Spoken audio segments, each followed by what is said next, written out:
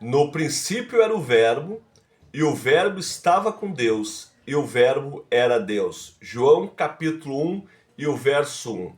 Com esse texto áureo, nós estamos dando início à quinta lição do primeiro trimestre da Escola Bíblica Dominical do ano de 2025.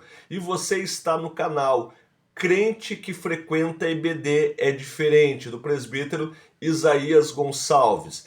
Esta lição de hoje, ela tem por título Jesus é Deus, uma afirmação categórica da divindade e da deidade do Deus Filho, Deus Jesus Cristo. Aqui está afirmando Jesus é Deus. Hoje para nós isto é bastante tranquilo, porque nós entendemos a divindade de Jesus Cristo.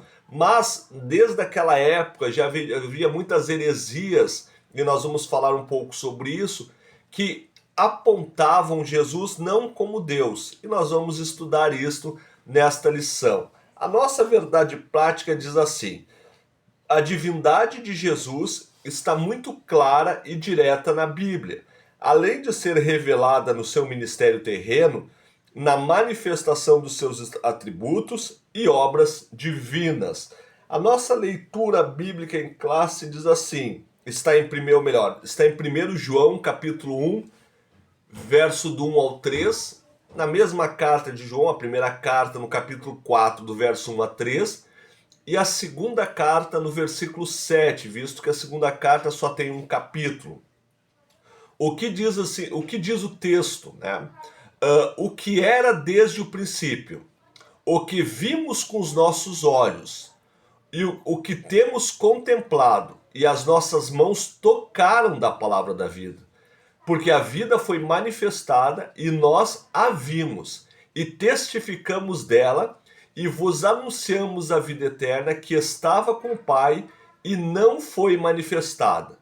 O que vimos e ouvimos, isso vos anunciamos, para que também tenhais comunhão conosco, e a nossa comunhão é com o Pai e com o seu Filho Jesus Cristo. 1 de João, capítulo 4, verso 1 a 3 diz assim: Amados, não creais em todo espírito, mas provai se os espíritos são de Deus, porque já muitos falsos profetas se têm levantado no mundo. Nisto conhecereis o Espírito de Deus. Todo o espírito que confessa que Jesus Cristo veio em carne é de Deus. E todo espírito que não confessa que Jesus Cristo veio em carne não é de Deus. Mas este é o espírito do anticristo, do qual já ouvistes que há de vir, e eis que já está no mundo. Porque já muitos enganadores entrarão no mundo, os quais não confessam que Jesus Cristo veio em carne. Esse tal é enganador e o anticristo. A palavra-chave da nossa lição é Emanuel, o Deus conosco. Na profecia de Isaías, Isaías vai se pronunciar, vai se referir a Jesus como o Emanuel, o Deus conosco. Na nossa introdução, diz assim o texto: a Bíblia ensina e afirma de maneira explícita que Jesus é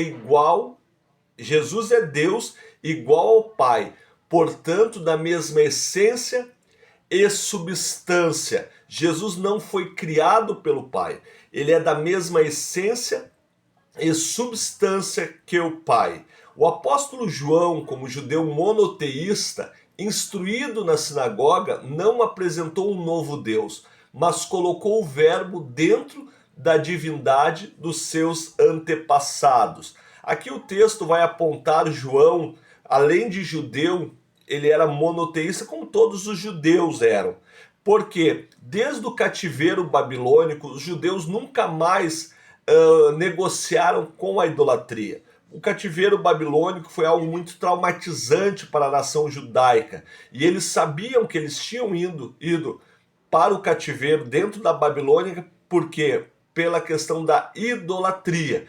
Então ficou essa marca do judaísmo. Eles nunca mais foram idólatras. Então quando Jesus surge, eles adoravam simplesmente ao verdadeiro Deus. Somente a Deus eles adoravam. E quando surge Jesus, seria como se tivesse uma abertura para um politeísmo. Agora João está afirmando algo diferente. João ele não está apresentando Jesus como um outro Deus. Ele está apresentando Jesus como o próprio Deus, dentro da Trindade, aquilo que nós falamos na aula passada, Deus Pai, Deus Filho e Deus Espírito Santo. Jesus não era um outro Deus, era um Deus com as mesmas características, as mesmas substâncias e a mesma essência do Deus Pai. A nossa lição ela está dividida, como sempre, em 3 partes. A primeira, a doutrina bíblica da divindade de Jesus. E no primeiro tópico, Jesus é Deus. Aqui no texto que nós lemos, João vai falar sobre o Verbo. O Verbo era Deus. Esse texto, a gente geralmente faz um paralelo com aquilo que Moisés viveu no deserto. Êxodo capítulo 3, Deus desce a Moisés, fala a Moisés: Moisés, eu vi a aflição do meu povo e vou tirar o meu povo do Egito com um braço forte. Ali Deus vai usar a expressão eu desci a terra. Mas se desceu a terra é de uma forma simbólica. O Deus Pai desce a terra de uma forma simbólica. Tanto que nós podemos observar pelo caminho do deserto, Deus atuando durante o dia como uma nuvem sobre o povo, era a presença de Deus. Durante a noite como uma coluna de fogo junto ao povo, era a presença de Deus simbólica. Depois nós podemos observar também o tabernáculo, a arca da aliança, em que Deus está no meio do povo. Isso era de uma maneira simbólica. Agora no Novo Testamento acontece diferente. O próprio Deus desce à terra e vai viver entre nós. Tanto que João está dizendo que o Verbo era Deus. Quem era o Verbo? A palavra encarnada, o Logos, o próprio Senhor. Aqui também nós temos uma outra citação de referências que Jesus é Deus, quando Tomé, ele tem aquela desconfiança e Jesus disse: olha, toca nas minhas feridas. E aí Tomé toca nas feridas e o que ele vai responder? Senhor meu, Deus meu. Está se referindo a Jesus. O apóstolo Paulo, escrevendo a carta aos Filipenses, ele fala ali no capítulo 2 e verso 6, diz assim: o qual, tendo plenamente a natureza de Deus, não reivindicou ou não tomou para si, ou não teve por usurpação ser igual a Deus. O que Paulo está dizendo? Que Jesus, quando viveu entre nós, ele tinha todos os atributos divinos, estavam com ele. Ele não deixa de ser Deus, mas ele deixou de lado essa natureza para viver assim como nós vivemos. Por isso que Jesus era 100% humano e 100% Deus, enquanto esteve conosco aqui na terra. Quando ele morre e ressuscita, ele é 100% Deus, né? Aqui na continuação da nossa lição, ele vai falar também sobre os atributos comunicáveis e incomunicáveis. O que são os atributos comunicáveis? Os atributos comunicáveis é tudo aquilo que Deus comunicou a nós, tudo aquilo que Deus passou para nós, que Deus ensinou para nós e nos deu esses atributos. Hoje quais são esses atributos? O amor, a empatia, todos os ensinamentos morais que Jesus nos passou, eles são atributos comunicáveis, são atributos que Jesus passou para nós.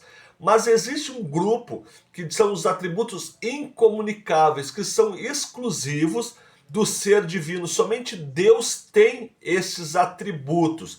E aqui o nosso escritor ele aponta 4 atributos incomunicáveis ou atributos absolutos de Deus, que confere a divindade a Deus. Por exemplo, somente Deus possui eternidade, somente Deus possui onipotência, onisciência e onipresença. Vamos ver cada um deles e uma passagem bíblica para mostrar, né, que Jesus possuía também esses atributos que são só inerentes a Deus, então que confirmam que Jesus era Deus. Esse assunto ele está combatendo uma heresia, né? A heresia de que Jesus não era Deus. Daqui a pouco nós vamos entrar nessa parte da heresia. Os seus atributos absolutos, por exemplo, nós podemos citar a onipotência. Assim como Deus Pai tem todo o poder, o Deus Filho também tem todo o poder. Apocalipse capítulo 1 e verso 8 vai dizer assim, quando Jesus se apresenta para João, e era Jesus que estava ali,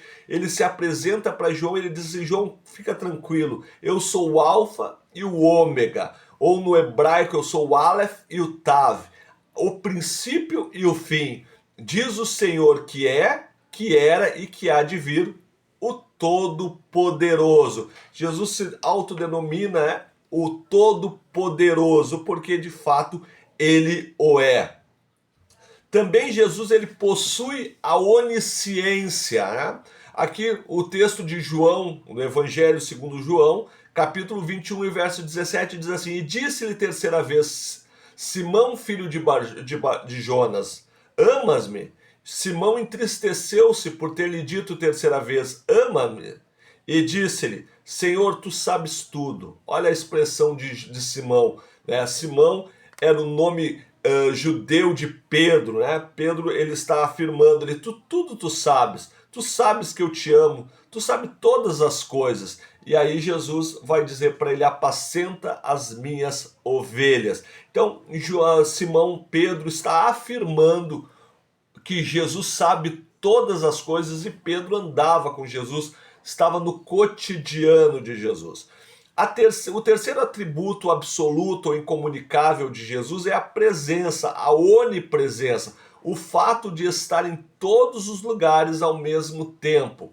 Mateus, Evangelho segundo Mateus 28:20 vai dizer, ensinando-os a guardar todas as coisas que eu vos tenho mandado, e eis que eu estou convosco todos os dias, até a consumação do século. Jesus afirmando que estará em todos os lugares, em todo momento. E assim é hoje, né? Nós temos aquela promessa, onde estiverem 2 ou 3 reunidos no meu nome, ali eu estarei. E não importa se está num lugar, não estarei no outro. Não, está em todos os lugares. Também nós podemos citar o atributo da eternidade. Hebreus, a carta de Hebreus, capítulo 13, verso 8, vai dizer, Jesus é o mesmo ontem e hoje e eternamente, para sempre, ele é o mesmo. Nós temos aqui na segunda parte da nossa lição, vai dizer a heresia que nega a divindade de Jesus. Primeiro nós analisamos a defesa joanina sobre a divindade e deidade de Jesus, nós afirmando aqui, de acordo com vários textos, né, mostrando os atributos incomunicáveis ou absolutos da divindade que estavam na pessoa de Jesus Cristo. Mas ainda assim nós temos alguns grupos que rebatiam, que lançavam heresia sobre o povo, dizendo que Jesus não era Deus. O primeiro grupo que vai falar sobre isso, nós falamos sobre esse grupo na última aula, né? O monarquianismo dinâmico. O que eles ensinavam? Eles ensinavam que Jesus é adotado. Ele recebeu o Espírito Santo ou Logos por ocasião do seu batismo no Jordão, mas ele não é Deus, ele recebeu força e poder do Espírito Santo. Vejam só o que o monarquismo dinâmico falava, né? E essa teoria, essa heresia, ela foi bastante combatida já no período da igreja apostólica e apologética, ou melhor, da igreja apologética. Ela foi rebatida por Hipólito de Roma, né? Mas a teoria mais forte, que mais incomodou a igreja e que até os dias de hoje ela anda por aí, é a teoria do arianismo. Quem era Ário? Ário era um presbítero da igreja de Alexandria, no Egito, né? Que viveu por volta da metade do segundo século até o final do terceiro século, metade do segundo século até a metade do terceiro século do cristianismo, né? da era cristã. E ele vai desenvolver essa teoria.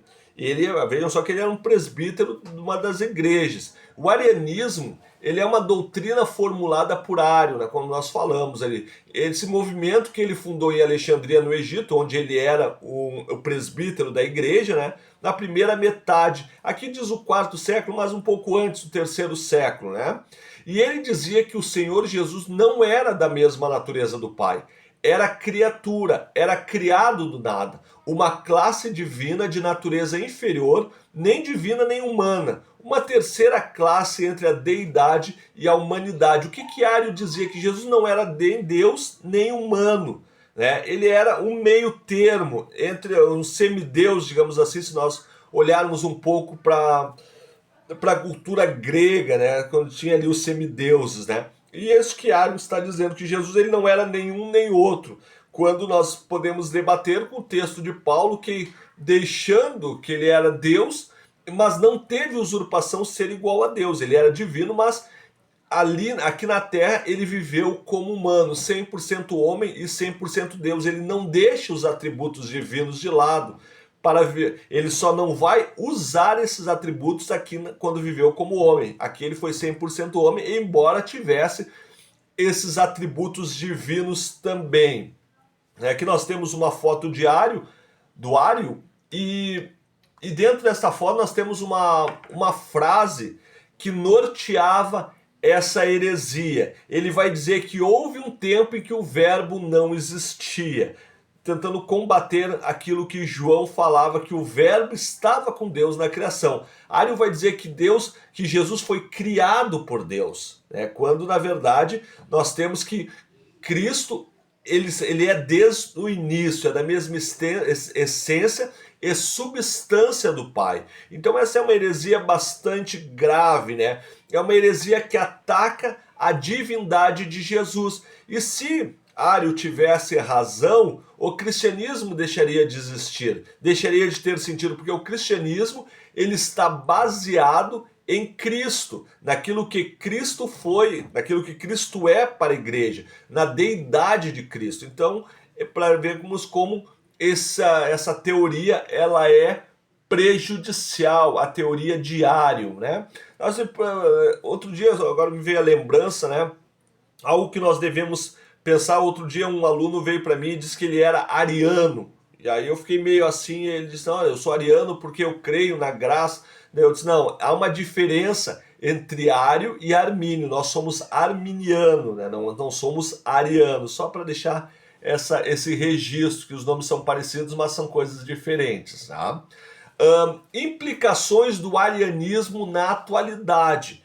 Aquela teoria que surgiu lá na metade do terceiro século, ela até os dias de hoje ela vem acompanhando o cristianismo, ela vem de forma paralela tentando trazer essas heresias para dentro do nosso convívio. E nós temos aqui um grande risco que nós apontamos, a tradução do Novo Mundo. O que é a tradução do Novo Mundo? É uma Bíblia que ela foi traduzida com alguns textos, né, de forma proposital, alterados, já com a ideia de mostrar essa teoria ariana, né, do arianismo. Aqui nós temos, por exemplo, dentro da tradução do Novo Mundo, nós temos o Evangelho de João, capítulo 1, verso 1, esse texto que nós já falamos aqui, que no princípio o verbo era Deus, né? E aqui nós temos uma diferença. Se nós olharmos na Bíblia do Novo Mundo, na tradução da Bíblia Novo Mundo, ela traz essa expressão de uma forma diferente. Ela vai dizer assim, ó, e a palavra era um Deus. Observamos que esse Deus ali é um Deus com letra minúscula. Então ele está falando de uma divindade que não é a divindade que nós cremos, que nós entendemos pela Bíblia. O texto correto é a palavra, ou seja, o verbo, se referindo a Jesus, era Deus, e o verbo estava com Deus. O que João está dizendo aqui? Lembrando que João, ele escreve o evangelho e ele escreve as cartas nesse sentido apologético, porque quando João ele está escrevendo ali, ele está na cidade de Éfeso, e a cidade de Éfeso, lembrando que ela era muito atacada por essas heresias. Nós podemos lembrar lá os gnósticos que surgem na cidade de Éfeso, as próprias teorias ali do monarquianismo, ele surge ali na cidade de Éfeso. Então Paulo ele se sente obrigado a fazer a defesa da fé. E olha que quando ele escreve a primeira carta, ele vai dizer assim que ele viu e ouviu e tocou na palavra. Então João está falando com propriedade, ele conheceu Jesus, ele viu os milagres de Jesus, ele tocou em Jesus, então ele sabia muito bem daquilo que estava falando. Então João, ele era a pessoa principal, ou com mais coerência para falar sobre, ou propriedade para falar sobre essa questão da divindade de Jesus. E ele vai dizer categoricamente, ele começa o seu evangelho afirmando isso. E o verbo era Deus. Ponto final, né? Então a tradução não conseguiu tirar esse texto, mas eles colocam ali Deus com letra minúscula, trazendo o Deus como uma divindade inferior. Já a carta de Tito, capítulo 2 e verso 13, nós podemos observar outra alternância nessa tradução. O que vai dizer o texto original, a carta de Tito, né? Dos escritos vai dizer: do grande Deus e do nosso Salvador Jesus Cristo. Já a tradução do Novo Mundo diz assim: grande Deus e nosso Senhor Jesus Cristo. Eles tiram o D mais on ali, aquela expressão ali, né?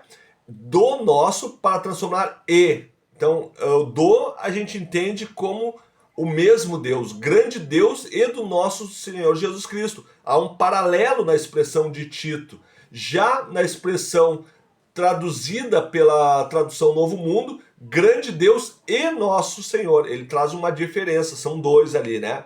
Mas Tito, a tradução original das palavras de Tito é do grande Deus e do nosso Senhor e Salvador Jesus Cristo.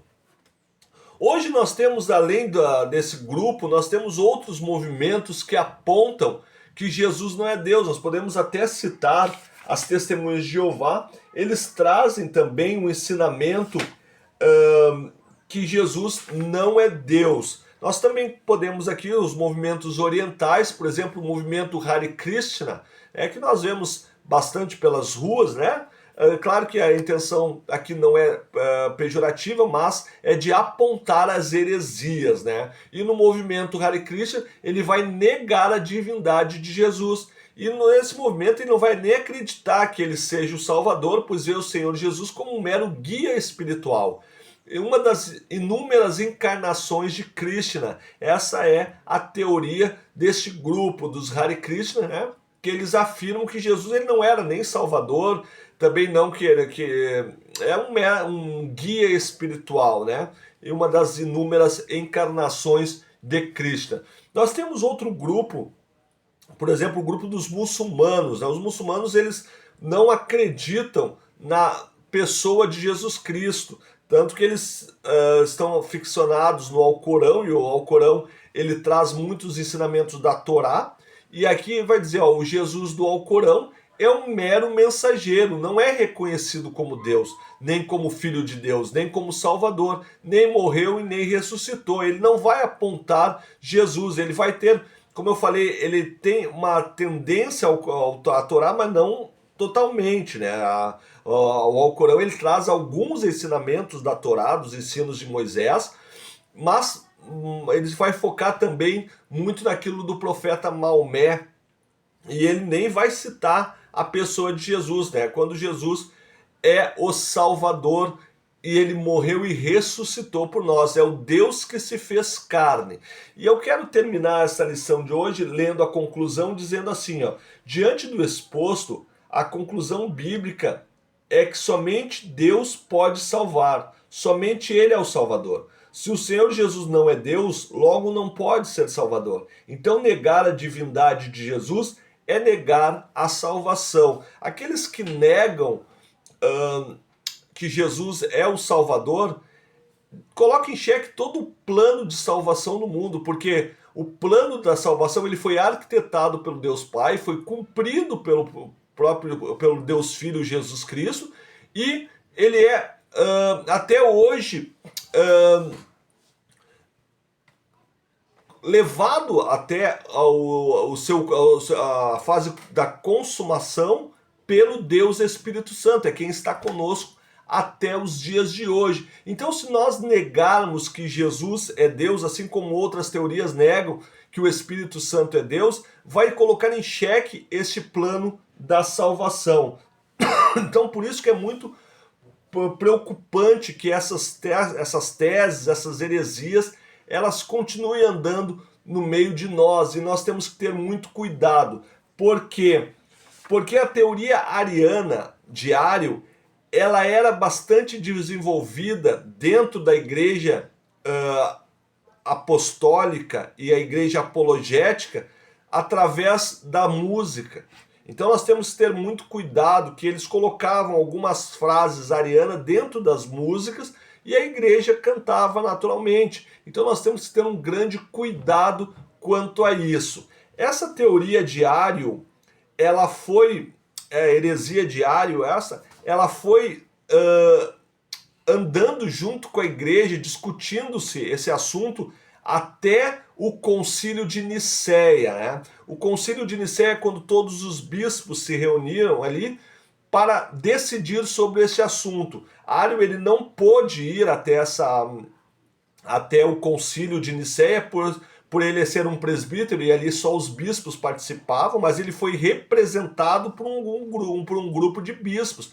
Então a gente vê que essa heresia, ela entrou dentro da igreja, ela estava dentro da igreja e foi discutido. E ali no Concílio de Nicéia foi declarado, no Concílio Niceno, né, que é como é chamado, foi declarado que Jesus é Deus. E como é que chegou a essa conclusão? Através dos escritos.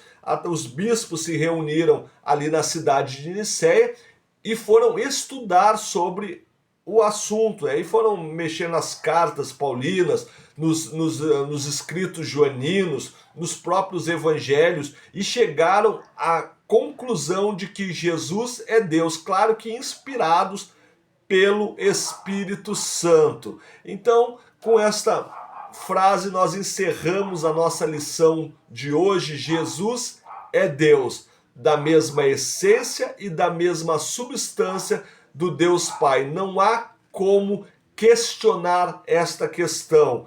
Ele é Deus e Ele está conosco todos os dias e usa os atributos incomunicáveis até os dias de hoje, porque Ele é Deus. Ele é eterno, Ele é onipresente, Ele é onisciente e Ele é onipotente. Agradeço a você que ficou até aqui conosco. Peço que vocês curta, siga o canal, se inscreva no canal, acione o sininho. Todas as quintas, sextas-feiras nós colocamos a aula no canal da Escola Bíblica Dominical. Deus os abençoe a todos, em nome de Jesus.